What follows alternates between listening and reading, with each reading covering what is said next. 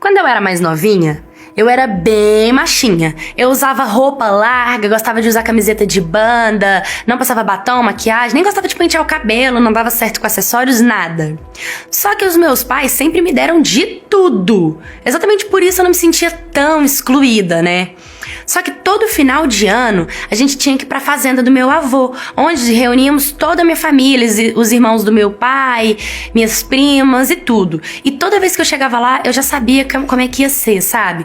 Por quê? Eu tenho uma prima que mora na cidade grande e ela é da igreja. E assim, nossa, é a prima exemplo, é a prima que cuida das outras primas, é a prima que ensina. Só que toda vez que a gente chegava lá na roça, ela meio que me fazia de cobaia dela, sabe? Tudo ela mandava eu fazer, tudo ela brigava comigo. Só que como eu era menor e não era tão maldosa, eu não entendia que ela tava fazendo alguma coisa pra me prejudicar, com maldade, algo comigo.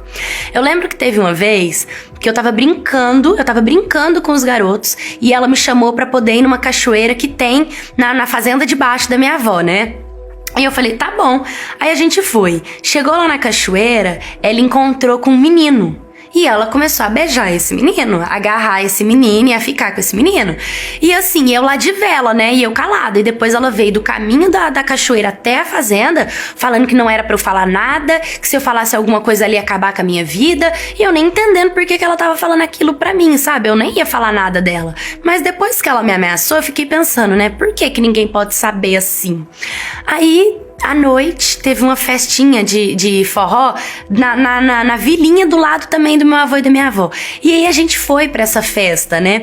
E quando chegou lá, ela me deu um perdido. Ela meio que sumiu de mim. E eu comecei a procurar ela feito doida. E eu achei ela atrás das barraquinhas beijando outro garoto. Não era o garoto lá da cachoeira, sabe? E eu fiquei super chateada, porque toda vez que eu voltava pra casa, pra fazenda, que a minha família chegava, eles chegavam assim pra minha prima. E aí? Ela se comportou? E aí? Fez muita bagunça? Fez muita feiura? Só porque eu era 3 anos mais nova que a minha prima, todo mundo pensava que a irresponsável que iria dar trabalho era eu. Aí teve uma vez que eu tava bem cansada de tudo isso, de todo mundo falar que ela é, nossa, a prima mais legal, a mais top. Eu cheguei no meu pai e na minha mãe no final do outro ano e falei, mãe, pai, eu não quero ir. Meus pais, por que, minha filha, que você não quer? Eu falei, porque eu já não sou mais bobinha, eu não sou mais a mesma menina que eu era no passado e a família não vai gostar da pessoa que eu me tornei. Então, mãe, por que, minha filha? Eu falei assim, pai, mãe, ninguém gosta de mim. Todo meu tio e minha tia só me dá roupa usada da minha prima. Eles não me dão um presente novo. Eles me dão sapato usado, roupa usada. Não que eu me importe. Só que quando eles me olham com olhar de pena, de coitada. Como se eu não tivesse uma roupa bonita, uma roupa chique, porque meus pais não têm dinheiro. Sendo que, na verdade, é o meu gosto. É o que eu não gostava. E outra coisa, esse negócio da minha prima ser da igreja, da minha prima, ser a santa de tudo, eu não vou mais segurar a minha língua. Entendeu? Eu vou começar a falar tudo que eu já vi a minha prima fazendo. E aí, meus pais falaram, mas o que você viu a sua prima fazendo? E eu peguei e falei, sabe, no mês passado, que era férias,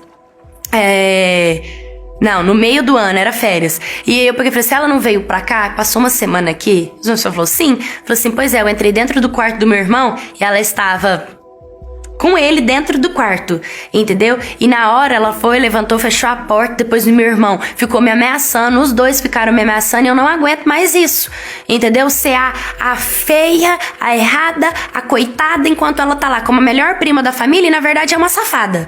Aí minha mãe riu até e falou, minha filha, você quer saber de uma coisa? Eu super te apoio. Te apoio. Se você chegar na família e começarem a te humilhar, não tenha medo de bater com a língua nos dentes. Aí eu falei, então tá bom, então. E lá foi eu, né, pra festa da família. Chegou lá, a mesma coisa de todo ano. Todo mundo falando de mim, todo mundo falando do meu jeito, todo mundo criticando, com aquele olhar de pena. Aí na hora que a minha tia veio, porque vai lá, faz companhia pra sua prima, vai com ela, já dá uma olhadinha nela, minha filha. Ensina ela a fazer algumas coisas, né, tal. Eu dei uma olhada assim pra minha tia, sabe? Aí eu comecei a desabafar. Falei tudo sobre a minha prima, tudo. Adivinha? Todo mundo começou a me chamar de louca, falando que eu tava inventando aquilo porque eu tinha inveja dela, tava falando aquilo porque na verdade eu nunca vou conseguir ser como ela.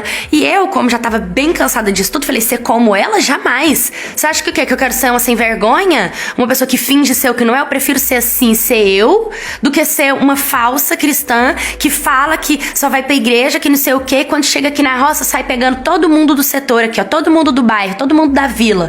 E aí virou uma briga. No final das contas, a minha tia começou a chorar, a fazer escândalo. Minha mãe falou, se fosse é pra ir embora. E nós viemos embora, nós não ficamos lá no Natal.